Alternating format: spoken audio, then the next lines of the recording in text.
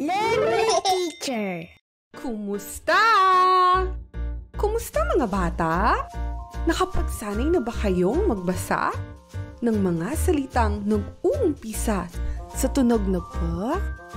Kung oo, ang husay nyo! Alam kong kayang-kaya mo. Kung hindi pa, okay lang yun. Balikan nyo na lang ang nauna nating aralin. Mga bata, alam nyo ba na bukod sa Batangas ay marami pang mga probinsya dito sa Pilipinas ang nag-uumpisa rin sa tunog na P? Sabihin natin ang mga ito. P, Basilan. P, Bataan. P, Batanes. P, Benguet. P, Biliran. P, Bohol. P, Bukidnon. P, Bulacan. Ngayon naman ay pupunta tayo sa isang lugar dito sa Pilipinas na nag-uumpisa sa letrang C. C ang pangalan, K ang tunog. Taran! Cavite! Narito tayo ngayon sa isang probinsya dito sa Pilipinas na matatagpuan sa rehiyon ng Calabarzon. Cavite!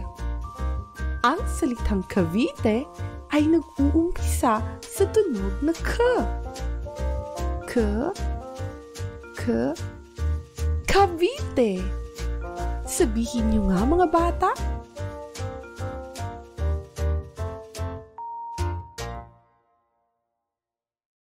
Magaling! Ang Cavite ay isang lugar na punong-puno ng kasaysayan. Dito natin matatagpuan ang tinaguriang Bahay ng Kasaysayan, ang Emilio Aguinaldo Shrine. Mga bata, alam niyo ba na dito idineklara ang kalayaan ng ating bansa at iwinagayway ang watawat ng Pilipinas? Nangyari ito noong June 12, 1898 na ipinagdiriwang naman natin taon-taon tuwing Hunyo 12 bilang Araw ng Kalayaan. Bukod sa mga makasaysayang lugar dito sa Cavite ay marami din ditong masasarap na pagkain gaya ng tamales, kesong puti na masarap ipalaman sa pandesal, pansit pusit, bibingkoy at biko na kung tawagin ay rice cake. Ang salitang cake ay nagsisimula sa tunog na K.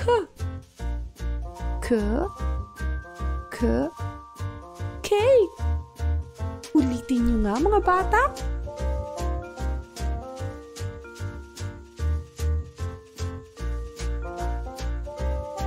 Magaling! Tara, maghanap pa tayo ng isang bagay na nag-uumpisa sa tunog na K. Tingnan niyo mga bata, may nahanap din tayong hardin na nagtatanim ng mga cactus dito sa Cavite. Ang salitang cactus ay nag-uumpisa rin sa tunog na K.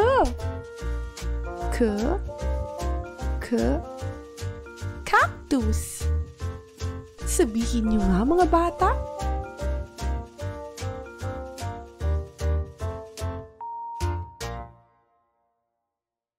Magaling! Alam niyo ba na bukod sa Cavite ay marami pang mga probinsya dito sa Pilipinas ang nag-uumpisa sa letrang C? Sabihin natin ang mga ito.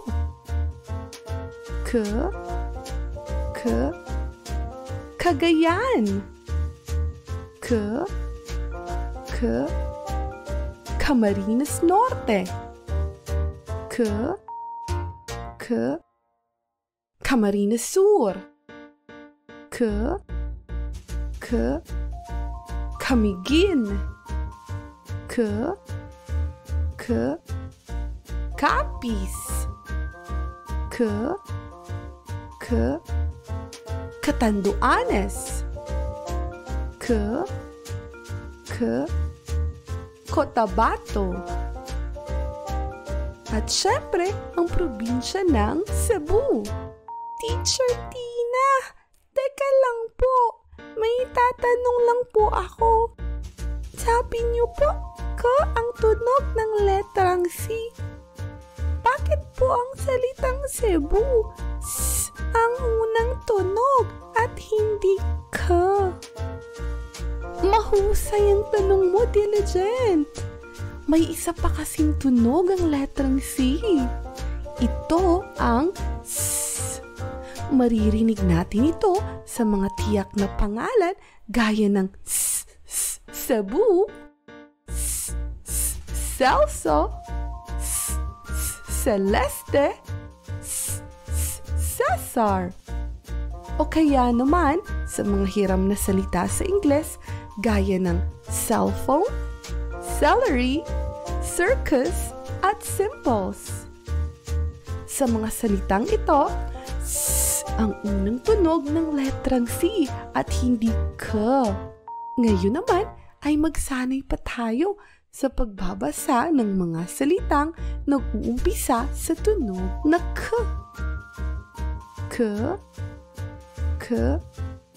Calculator. Ulitin mo nga.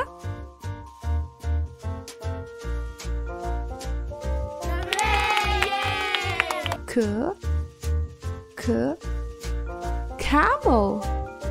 Ikaw naman.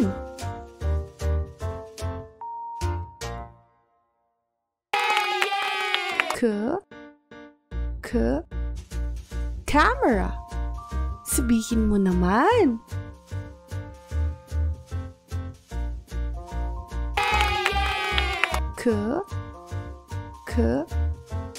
Karinyosa. Ulitin mo nga.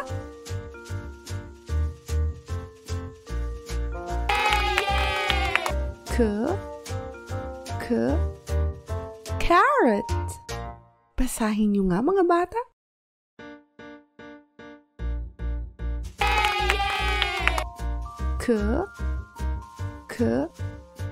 Caterpillar.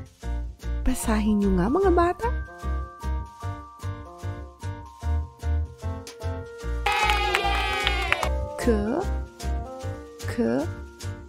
Computer.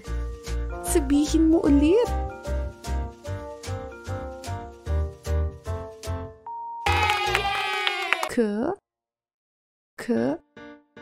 Cube. Ulitin mo nga.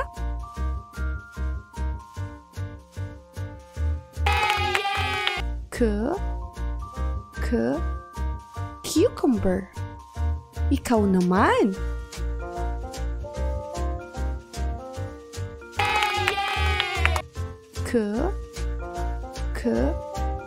Cupcake. Ulitin mo nga.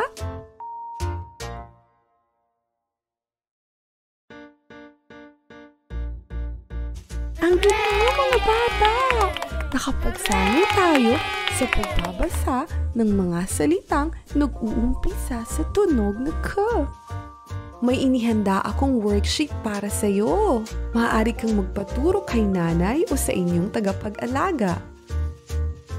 Kaya siguraduhin nakasubscribe at i-like at i-share na rin ang ating video para mas marami pang matutong mga batang katulad ninyo. Tandaan, maging masipag at matyaga sa pag-aaral.